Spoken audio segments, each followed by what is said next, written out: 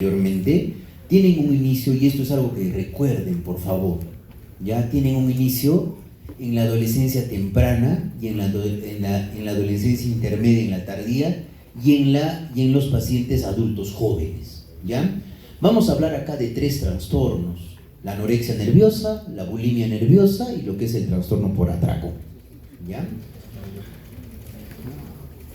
Entonces, acá hay muchas frases, chicos, ¿no? Sigo pensando que estoy gorda, como sin control, siento que no puedo parar de comer. Hay una, por ejemplo, en la bulimia nerviosa, chicos, hay una pérdida de control sobre la ingesta. El paciente empieza a comer y siente que no puede dejar de comer. Lo mismo sucede en el trastorno por atracón, ¿correcto? Y después de eso le invaden sentimientos de autorrechazo, desearía morirme y solo encuentro calma al vomitar todo lo que comí de más. En la guerra con el espejo eres la única que pierde, quiérete como lo que eres y gana para siempre la batalla. Son testimonios de pacientes con trastorno de conducta alimentaria. Acá tenemos, chicos, una historia, un ejemplo de un adolescente de 14 años de edad que ha perdido 9 kilos en los últimos 3 meses. Lo llevan a consulta a sus padres preocupados porque, miren, dense cuenta, como es adolescente, está en el percentil 4, su índice de masa corporal para la edad, y estaba en el percentil 25. Ella piensa, en la mayoría de su infancia, niega tener problemas con la comida, dice que sus cambios alimentarios son simplemente para estar sana. Ha suprimido lácteos porque le molestan en el estómago, ha reducido la ingesta de carne porque cree que es malsana, se niega a comer la cena que prepara la madre porque es asquerosa y grasienta. Su ingesta diaria suele limitarse a una pequeña taza de avena, una fruta y una pequeña ensalada sin aliño. En el colegio realiza atletismo, dice sentirse más cansado últimamente, no pudiendo mantener el ritmo de entrenamiento previo, y al preguntarle si teme engordar, dice que no, pero rechaza incrementar la ingesta de alimento, incluso de alimentos sanos, lo que indica desagrado ante la perspectiva de ganar peso. Es normal, chicos, que una adolescente de 14 años pueda llegar a tener el requerimiento calórico con una taza de avena, una fruta y una pequeña ensalada sin aliño. No, es normal que esté en el percentil 4 de índice de masa corporal para peso. No, ¿correcto? Y respecto a este ejemplo, ¿cuál es la edad de la paciente? 14 años. ¿Qué género tiene? Mujer, correcto. Los trastornos de conducta alimentaria son mucho más frecuentes en las mujeres, ¿ya? ¿Acepta o niega tener problemas con la ingesta de alimentos? Lo niega, ¿no es cierto? ¿Quiénes la llevan a consulta y por qué? Los padres, porque les preocupa que está bajando de peso. ¿Y qué nos hace pensar los cambios en el índice de masa corporal del percentil 25 al percentil 4? Que hay una drástica baja de peso, ¿correcto? Y eso en un adolescente influirá en alcanzar su desarrollo. Probablemente, y esto era lo que les explicaba a mis alumnos en la parte práctica. Cuando uno empieza a dejar de comer, chicos, primeramente, ¿qué se degrada? ¿Qué tengo en mi hígado? Glucógeno, ¿no es cierto? O glucagón. Entonces, eso se va a degradar. Después de eso, ¿qué empieza a degradarse? La grasa. Después de la grasa, ¿qué se empieza a degradar con la malnutrición o la adaptación a la malnutrición crónica? Las proteínas. Y es muy frecuente, chicos, es muy frecuente en una paciente con anorexia que tanta es la pérdida de masa y tanto se adapta a la malnutrición que al final se adelgaza tanto la pared del ventrículo izquierdo del corazón y se puede producir prolapso de válvula mitral, pero porque se adapta a la malnutrición. Recuerden, por favor, eso. Yo alguna vez recuerdo, hace poco, chicos, en enero he visto una adolescente de 14 años que, si no me equivoco, pesaba 22 o 23 kilos y medía 1,40. Un índice de masa corporal de 10, creo que sale. Con el residente con el que estamos de guardia en la noche, me la traen de frente a psiquiatría.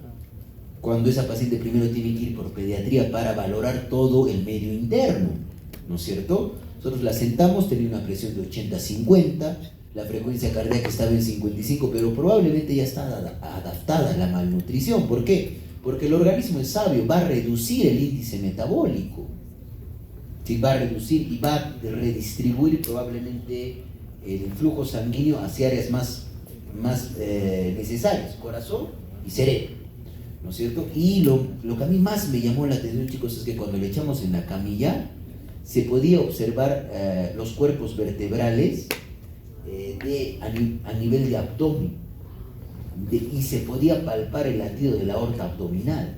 Tanta era la emaciación, chicos. O sea, es dramático ver, digamos, este tipo, y se produce más que todo entre la adolescencia temprana y la intermedia, la anorexia. Y probablemente, lo que también quiero que recuerden, que la anorexia nerviosa es el cuadro psiquiátrico con mayor tasa de mortalidad. O sea, estas pacientes fallecen por complicaciones médicas. ¿Ya? Recuerden, por favor, eso. ¿Existe la negativa por parte del paciente de incrementar la ingesta? Sí, entonces hay un núcleo psicopatológico en los trastornos de conducta alimentaria. La excesiva preocupación por el peso y la forma corporal. Ese es el núcleo. ¿Ya?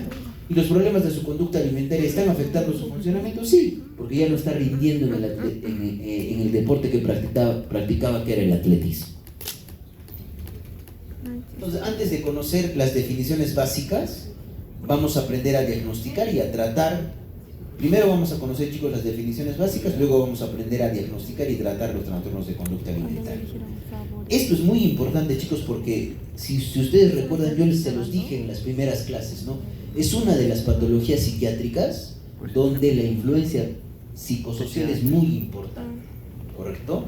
Se desarrolla una relación anómala del individuo con la comida y se tiende a evaluar excesivamente la valía personal en función del peso y la imagen corporal, ¿correcto? Y esto va a llevar a una conducta, acciones enfocadas a la pérdida de peso, rituales de comida. A nivel cognitivo, lo característico, y esta es pregunta de examen, es la idea sobrevalorada egosintónica.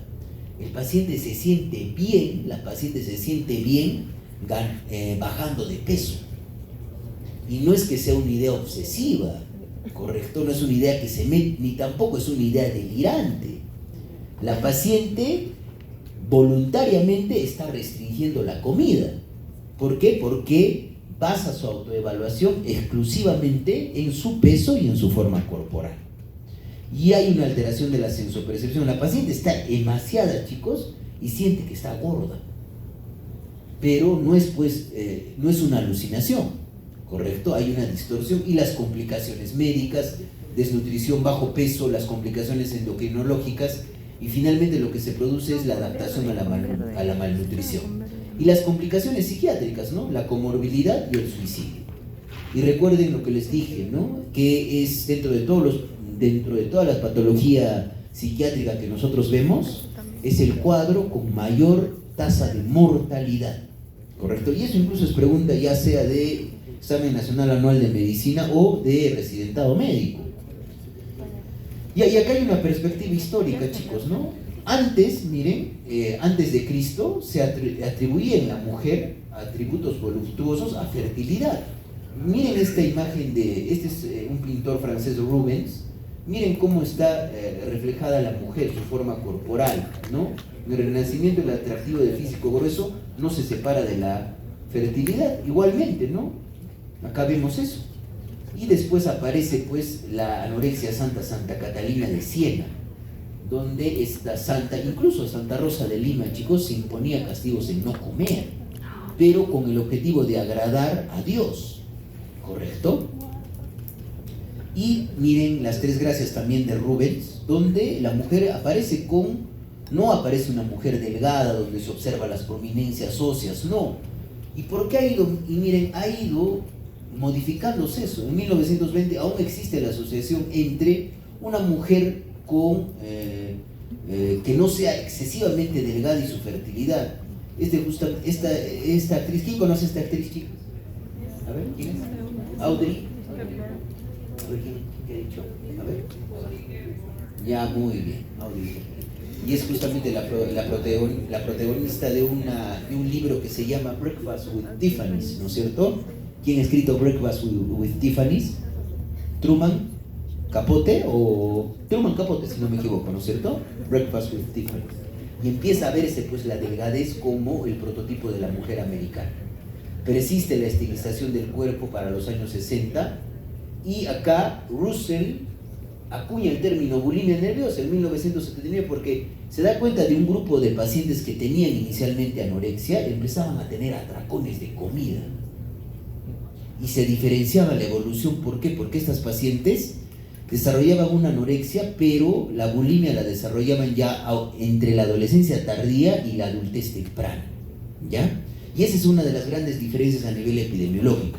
La anorexia se presenta en la adolescencia temprana e intermedia, y la bulimia se presenta en la adolescencia tardía y la juventud temprana. Recuerden por favor eso, ¿ya? Y finalmente 2000 a la actualidad, cómo se ve, digamos, probablemente el prototipo de una mujer, cuando se separa mucho de la realidad de ser saludable, ¿no es cierto? Estar delgado no significa que estoy saludable. Uno puede estar delgado, le hacen un análisis de lípidos y tiene hipertrigliceridemia, ¿no es cierto? Recordemos eso. Y finalmente, chicos, en el varón, ¿qué es lo que sucede, no? Siempre el cuerpo del varón ha prevalecido un cuerpo fuerte, desarrollado, musculoso. Hasta 1960 persiste esta imagen del cuerpo. En 1980 se estiliza un cuerpo con cuidado de la musculatura. Y del 2000 hacia ahora hay pues culto al cuerpo y a la masa muscular. El uso justamente de esteroides anabolizantes, ¿no es cierto? Para justamente eso. Y acá, la bulimia nerviosa es un trastorno del cual se hablaba apenas hace 3 décadas, y ahora, chicos, en la bulimia nerviosa es justamente muy frecuente, ¿correcto? Pero otra de las cosas, y lo que yo le digo, ¿no? Yo les doy también los tips para que recuerden, de los 3 trastornos de conducta alimentaria que estamos desarrollando, ¿cuál creen que es el más frecuente?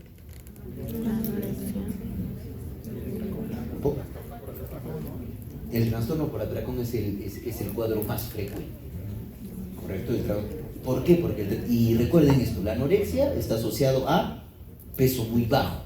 En la bulimia, el peso está normal o la paciente tiene un poquito de sobrepeso, o incluso puede llegar a tener una obesidad. Y en el trastorno por atracón casi siempre hay obesidad asociada. Ya recuerden por favor eso. Entonces, de acuerdo a la presentación clínica, tenemos categorías diagnósticas donde hay una alteración justamente en controlar el peso y deteriora significativamente la salud física y el funcionamiento psicosocial. Vamos a hablar de la anorexia nerviosa, la bulimia nerviosa, el trastorno por atracón y otros trastornos de conducta alimentaria. Pero algo muy importante, chicos, al igual que hemos visto en el espectro de la esquizofrenia, es muy importante podernos centrar en este grupo de trastornos como si fuera un espectro de trastornos. Porque muchas de las pacientes migran de diagnóstico a otro diagnóstico. Inician con una anorexia y después terminan en la edad adulta con un trastorno por atracón y con obesidad, ¿ya? O a veces se comparte mucho anorexia con atracones, ¿no es cierto? A veces hay, ¿no? Pero lo que define a la anorexia es el peso bajo. Eso recuerden, por favor, el peso bajo, ¿ya? Y la etiopatogenia, ¿no? Es un modelo de impulsividad, compulsividad, muy similar a lo de las adicciones, ¿sí? Hay disregulaciones en los circuitos frontoestriatales, miren, dense cuenta, y acá tenemos los diferentes trastornos, ¿no? Preocupación por la forma y el peso, ideas sobrevaloradas respecto al peso, la emaciación, anorexia, el subtipo restrictivo, la anorexia, el subtipo atracones purgas, el trastorno por atracón donde el atracón y la purga propia de la bulimia, ¿ya? Y las preocupaciones por el peso y la forma, la emaciación con la conducta compensatoria, que es la restricción, donde la paciente deja de comer o come muy poco, que no llega a tener el requerimiento calórico, y al final va a hacer que baje de peso, ¿sí? Y está mucho asociado, chicos, a estos trastornos del espectro obsesivo-compulsivo, ¿no? Porque tiene comportamientos compensatorios, ¿no?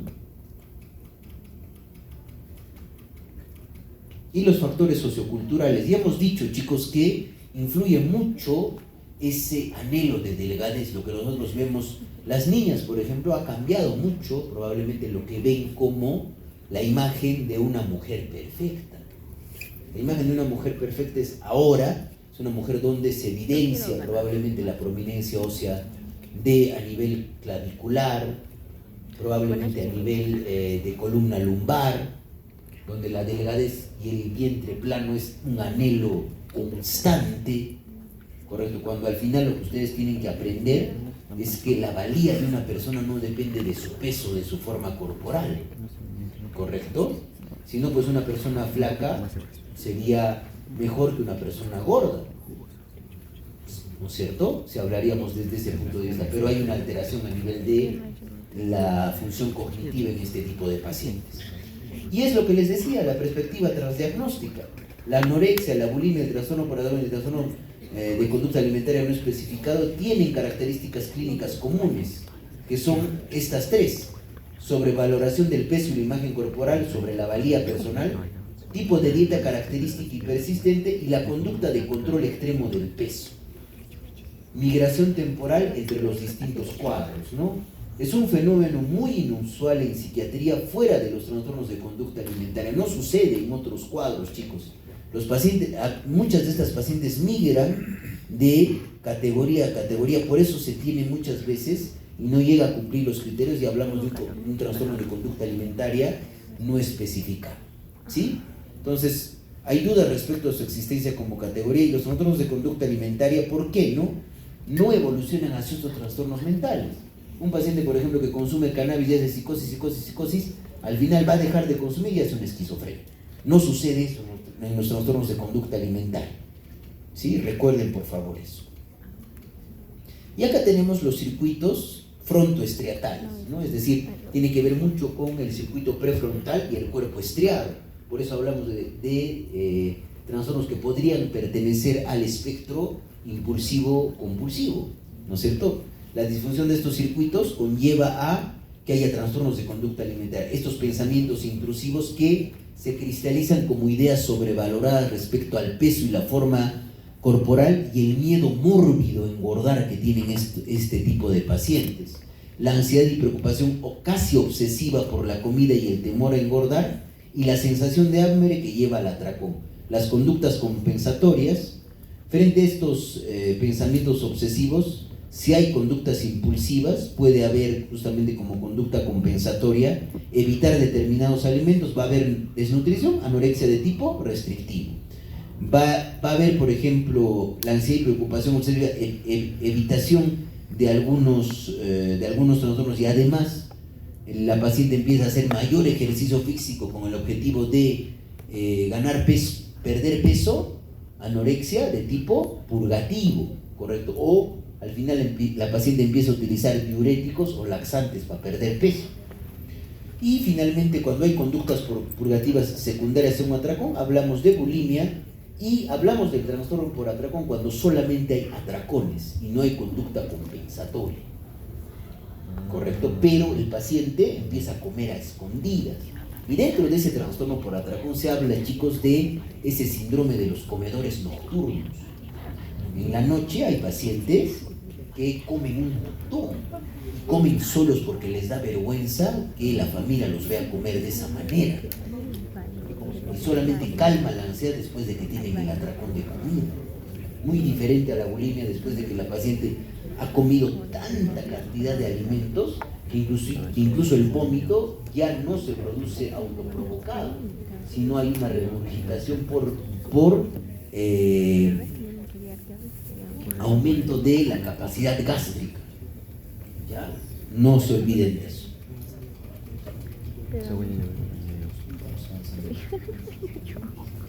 Acá tenemos el ejemplo 2, miren, chicos. Si lo leemos, una chica de 17 años acude a consulta porque sus padres también están preocupados porque empieza a realizar ejercicio excesivo y a veces se termina todas las golosinas de la casa, ¿sí? Entonces el entrevistador le pregunta: ¿tienes episodios donde comes demasiado y sientes el impulso repentino por hacerlo? La paciente dice: sí, lo he hecho algunas veces. ¿Cuándo tienes estos episodios? ¿Qué es lo que habitualmente comes de más? Bueno, me comí un bol de cereales, después una bolsa de papas fritas, 2 manzanas y unas cuantas galletas. ¿Cuál es el tamaño de la bolsa de papas fritas y cuántas galletas llegas a comer por vez? Las papas eran de una bolsa normal, ni del tamaño familiar ni del tamaño de ración individual. Las galletas eran de chip con chocolate, creo que comí 8. las que había en la primera fila del paquete. ¿Cierto? ¿Notabas si estabas comiendo sin control? Claro que no podía parar, sobre todo con las papas y las galletas.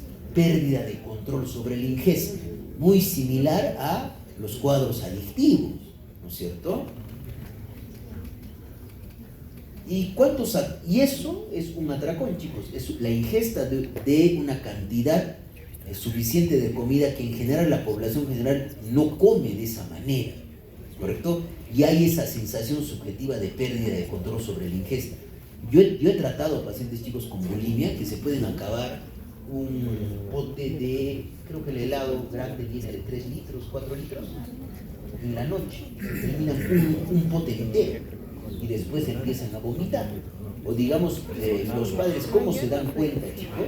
Porque empiezan a vomitar y como el papá ya se está dando cuenta que está vomitando la paciente, empiezan a guardar los vómitos en bolsitas, ya sea debajo de su cama, y la mamá, digamos, entra a hacer la limpieza y encuentra eso, ¿correcto? O la paciente empieza después de que va a un restaurante en familia, como le preocupa, digamos, ganar peso, come rápido y de ahí se va al baño. ¿Correcto? Eso es algo muy importante. Entonces, probablemente 1 o 2 por semana, pueden ser que sean 6 en total en el mes pasado. En los 2 meses anteriores al último, ¿te dabas también atracones 1 o 2 veces por semana? Sí, creo, llevo así un tiempo. Puede que 6 meses empecé a hacerlo de vez en cuando y luego se convirtió en algo habitual. ¿Te provocas el vómito o usas laxantes o diuréticos para controlar tu figura o tu peso o para liberarte de las calorías ingeridas? Traté de vomitar algunas veces, pero no se me daba muy bien. Entonces se me ocurrió hacer más ejercicio. Hacer más ejercicio, ¿no es cierto? Es decir, sería más que todo, al parecer esto es una bulimia de tipo, no es característicamente con purgas, ¿no? Sino más que todo con restricción, ¿correcto? Pero hay atracones. ¿Crees que el ejercicio es excesivo llegando a que dejes de hacer algunas cosas por culpa del ejercicio que realizas? Bueno, creo que los días de los atracones no salgo con los amigos porque de hacerlo no podría hacer deporte y hacer mis deberes. ¿Correcto? Y acá hablamos de la epidemiología, chicos, ¿no? Hay una prevalencia del 1 al 10%, algo que tienen que recordar que es mucho más frecuente en mujeres, y lo que les decía, tiene el índice más alto de mortalidad de todos los trastornos mentales, específicamente la anorexia nerviosa. La prevalencia de por vida, miren, dense cuenta, ¿cuál es el que tiene más prevalencia? Lo que ya les decía, el trastorno por atracones, 5.7%.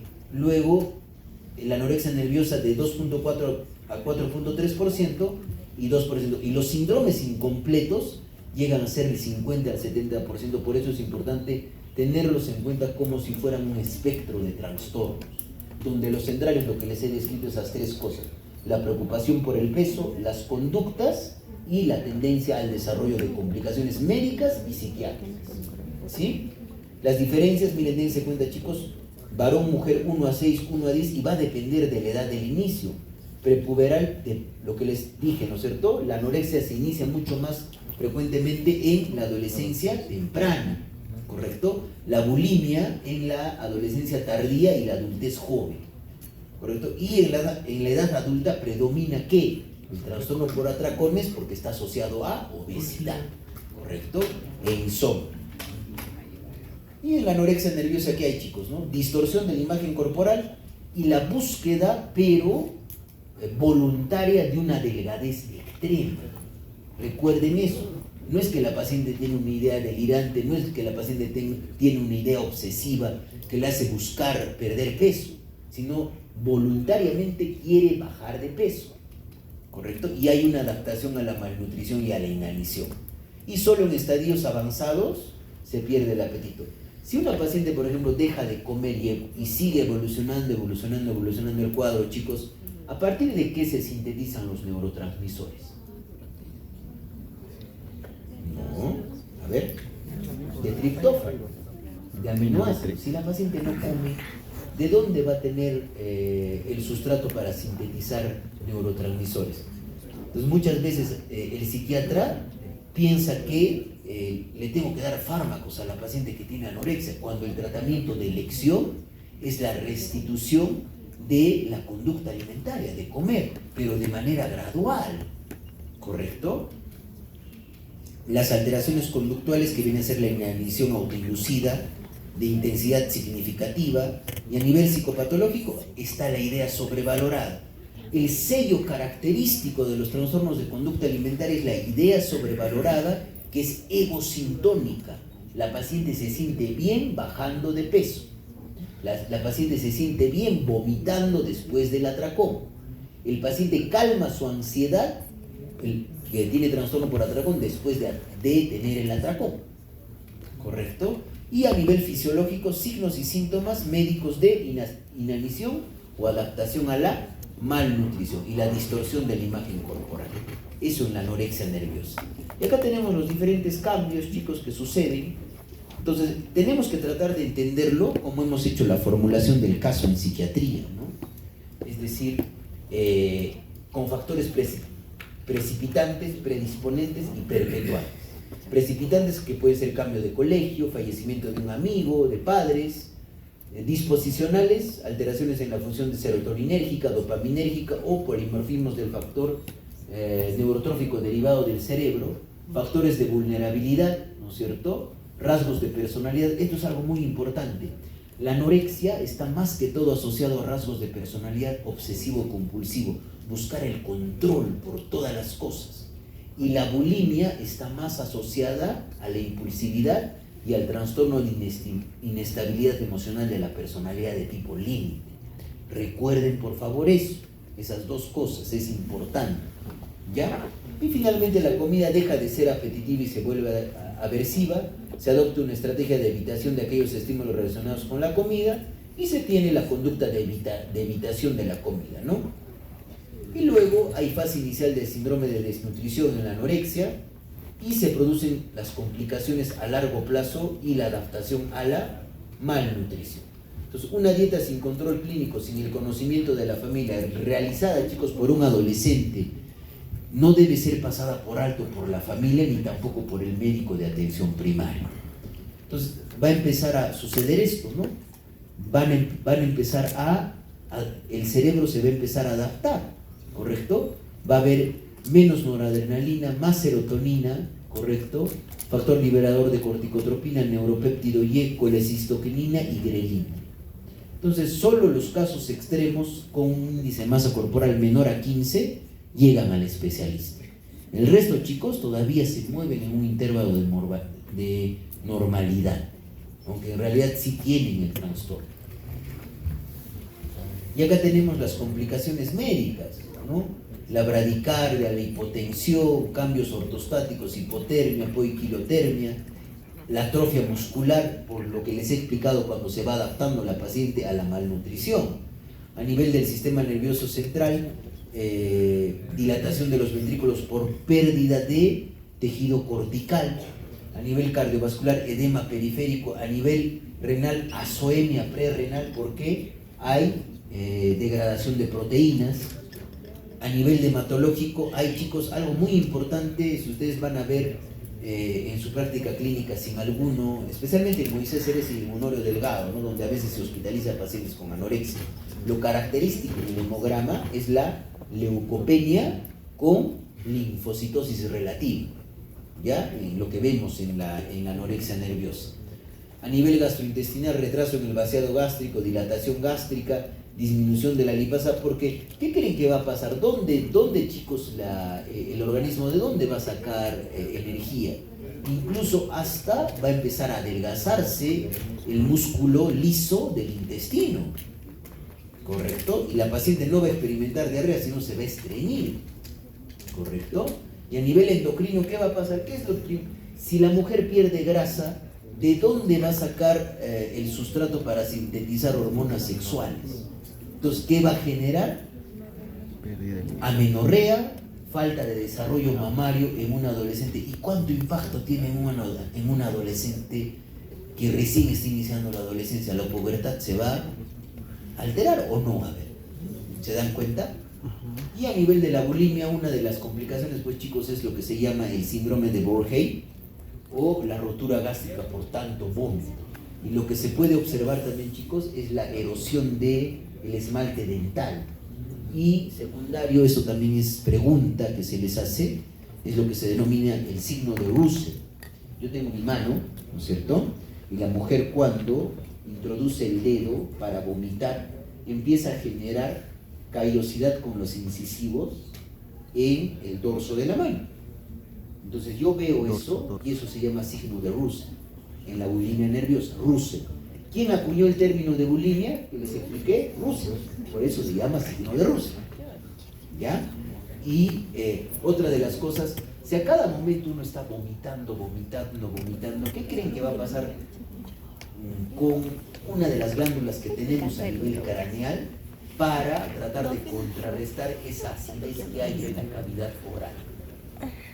A ver, pensemos nomás, a partir de los conocimientos que tenemos en fisiología, ¿qué se va a hipertrofiar? ¿Qué glándula se va a hipertrofiar? ¿Qué glándula secreta contenido alcalino a nivel craneal? No, las salivales, ¿no? Hay otras glándulas que secretan contenido alcalino y hacen que uno, cuando ve a la paciente, ve como si tuviera una carita de luna llena. ¿Qué glándulas tenemos acá? Las parótidas, ahí la parotidia. La parotidia para tratar de contrarrestar el contenido ácido de los vómitos frecuentes en la bulimia nerviosa. ¿Correcto? Es fácil recordar eso. ¿Y qué creen más que va a pasar, chicos, ¿qué pasa cuando uno vomita? Se incrementa la presión intratorácica y pasa esa presión también a nivel de conjuntivas y a nivel de párpados. Yo puedo encontrar petequias. ¿Ya? Eso es lo que a veces nosotros observamos. ¿Ya? Puede haber arritmias, a nivel dental se observa pérdida del esmalte de la superficie lingual de los dientes y gastrointestinal, inflamación de las glándulas parótidas. Y si se inflama, si hay hipertrofia parotidia y yo pido amilasa, la amilasa va a estar elevada, ¿correcto?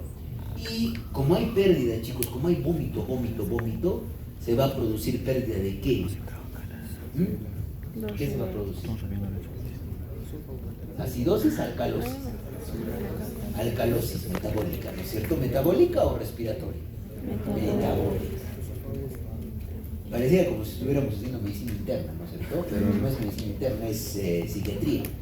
Yo a mis colegas de medicina interna siempre les llamo la atención, porque piensan, cuando tienen una anorexia nerviosa, creen que la paciente está 2 días en medicina interna, ya la quiere transferir a psiquiatría, cuando tienen que corregir un montón de cosas del medio interno, y eso no lo pueden corregir inmediatamente porque una paciente con anorexia nerviosa puede hacer un síndrome de hiperalimentación y se puede morir. ¿Ya? Entonces, a nivel conductual hay limitación de la ingesta, ejercicio excesivo, conducta purgativa, vómitos autoinducidos, uso de laxantes diuréticos o esconden alimentos o rituales en la ingesta. Muchas de estas pacientes, por ejemplo, chicos, demoran mucho en comer o cortan, por ejemplo, la comida en pedacitos chiquititos. ¿Sí? Y a nivel cognitiva, las ideas sobrevaloradas que son egosintónicas en la anorexia nerviosa y las complicaciones que ya hemos dicho. Ayuno y vómitos, endocrinológicas, disminución de la grasa corporal, que va a llevar a que exista disminución de gonadotropinas, anovulación, amenorrea, déficit de estrógenos, infertilidad. Y además, ¿qué más va a pasar, chicos? Si no hay estrógenos, no hay progesterona, se altera el metabolismo óseo y hay incremento de riesgo de ¿qué? ¿De dónde creen que va a sacar el organismo calcio para modular la función normal cuando se va adaptando a la malnutrición la paciente? El hueso, esa paciente se cae y se fractura. Entonces, una fractura en una paciente adolescente me tiene que hacer pensar que esta paciente puede tener una anorexia nerviosa. ¿Sí? Y las psiquiátricas son trastornos de ansiedad, depresión y el espectro del trastorno obsesivo-compulsivo. Miren la distorsión de la imagen corporal, el anugo, chicos, porque al perderse hormonas sexuales netamente femeninas, predomina en cierta manera la testosterona y empieza a haber distribución de vello corporal en áreas donde no debería existir, y vean la emaciación, la pérdida de la masa muscular. La comorbilidad psiquiátrica también es alta, chicos, ¿no? En la anorexia nerviosa predomina, como les he dicho, rasgos obsesivo-compulsivos de personalidad, ¿correcto? Y en la bulimia predomina netamente el trastorno de inestabilidad emocional de la personalidad de tipo límite por la impulsividad, para que nos demos cuenta de eso. Acá pasamos a los criterios diagnósticos. ¿Qué puede ser tipo restrictivo? Cuando se hace ayuno, se hace ejercicio, y tipo atracones purgas, que puede existir anorexia con atracones purgas, donde hay atracones, pero puede incluir el uso de laxantes para facilitar la purga, laxantes o diuréticos. Y se clasifica la gravedad, y esto también es pregunta, ¿no? La gravedad se clasifica de acuerdo al índice de masa corporal. Extremo menos de 15, grave de 15 a 15.9, pero en niños y adolescentes utilizar eso, no, tengo que utilizar ¿qué? Las tablas de la OMS y el Z-score, ¿no es cierto? El Z-score para poder valorar eso. Porque específicamente recuerden que la anorexia nerviosa se inicia en la adolescencia temprana. Y el curso y el pronóstico. A ver, vamos a ver, chicos, en qué diapositiva estamos. Para poderte, porque ya me he pasado 15 minutos, ¿no? Yo puedo seguir hablando hasta más tarde.